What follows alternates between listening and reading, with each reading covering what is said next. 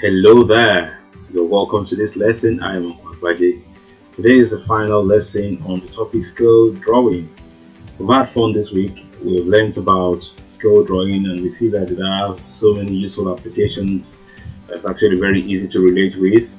We've learned about the skill factor, which is a number that tells you how much one quantity is bigger than the other one. We're talking about two images that are where one is the enlarged version or the reduced version of the other one. Scale factor just tells you how much bigger or how much smaller. Scale factor is usually given as a number, ratio, a number. We've worked with scale factors that are in the ratio 1 to a bigger number. So if it is 1 to 20, then that means that the real distance is 20 times the paper distance. We've talked about how to calculate the paper distance when you know the real distance and the scale factor.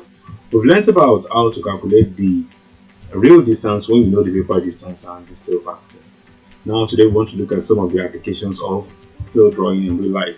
I mean, children are learning this, but will they ever use it in their lifetimes? Yes, of course, because there are so many fields that use skill drawing every day. We're going to be discovering some of them today, and beyond what we learn today, there's going to be so much more you can explore and find more examples for the learners.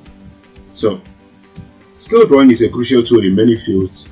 It ensures that we are precise in measurements and we are accurate. It aids in planning, designing, and it aids in decision-making process. It helps us to avoid accidents. Imagine that somebody designed a model car in the lab, but the person that is tasked with bringing that plan to life makes a short measurement somewhere.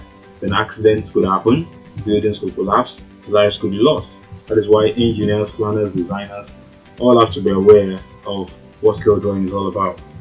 The first field that we're going to be looking at is the field of architecture. On the right side here, you see a model building and you see all these fancy little steps, and this is exactly what skill drawing is about. This is the image, this is the picture that will come to life, and somebody is going to have to live here. The measurements have to be right. This is architecture. Skill drawings are the language of architects. Yes, it enables them to convey their designs accurately. They help them to visualize and plan buildings. They ensure the structures are safe, functional, and beautiful to the eyes. Now, imagine that you are an architect. You challenge the children to think that they are architects and they have to design a house. The actual dimensions of the house are 12 meters in length, actual, that's the real distance, and then 8 meters in breadth. And we are to use a scale factor of 100. What is the plan going to look like? And this is very easy. Bring out the plan length and breadth of the scale drawing given the dimensions of this house and the scale factor. It's very easy. Let's go over to the exercise page and see what we can do with this. I have the question right here. Yeah, so here it is. We're told that the real length, so I'm just going to write real length is 12 meters, and we're told that the scale factor is 1 to 100. Now we know that the paper length, would it be less or more? Well, it's going to be on paper, and what's on paper has to be less than the real thing, so it's going to be less. That means that we have to reduce this 12 meters. It can't be up to 12 meters. We have to reduce it, and to reduce it means to divide. Or by what? We always divide or multiply by the scale factor. So in this case, to find the model length or the plan length, we just have to divide the real length by the scale factor. Do not let the numbers confuse you, just the process that you must follow. The real length has to reduce. That's 12 meters divided by whatever the scale factor is. Doesn't matter if it's looking like we can't divide it, but we can. All we have to do is change that.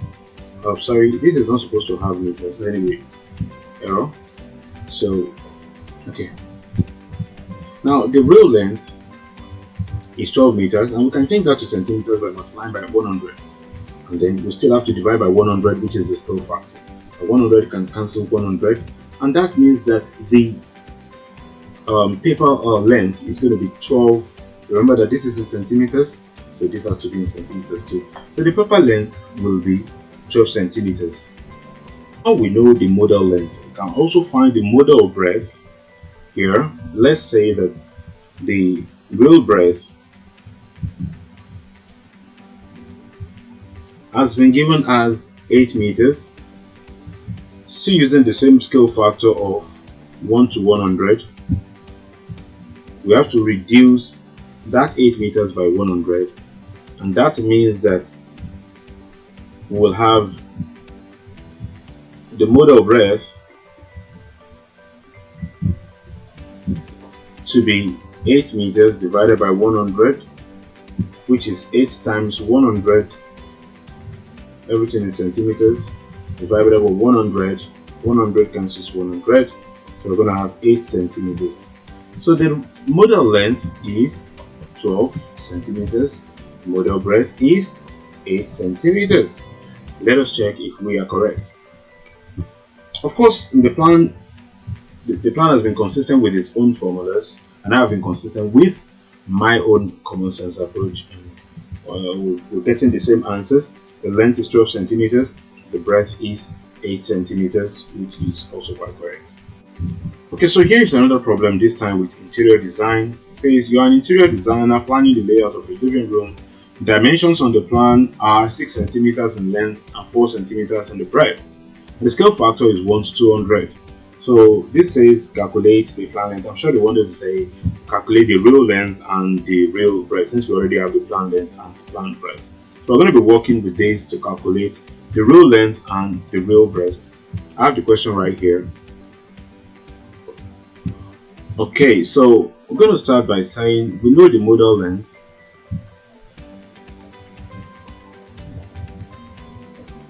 The model length is 6 centimeters, and when we're given the scale factor of 1 to 200, and that means that the real length is 200 times of the model length. Since the real length has to be bigger, it has to be a multiplication problem. So the real length is 6 times 200. That's going to give you 1200 centimeters, which is the same thing as 12 meters. The model breadth will be calculated in the same way. The real breadth rather is calculated in the same way.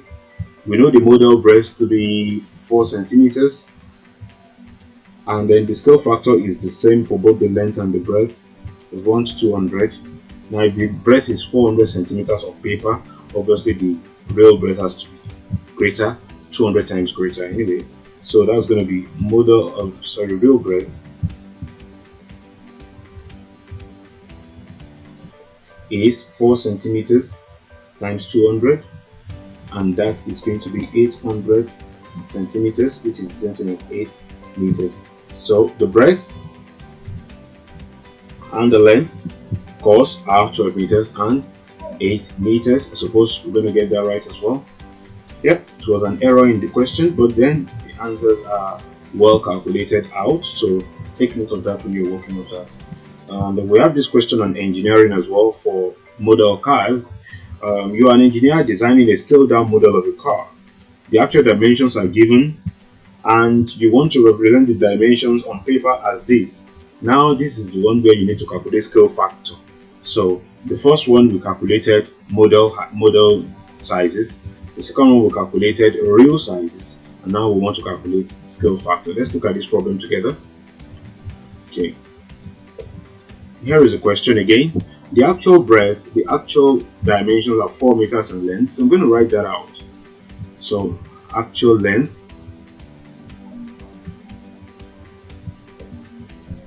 is 4 meters. What about the paper length? 8 centimeters as has been given.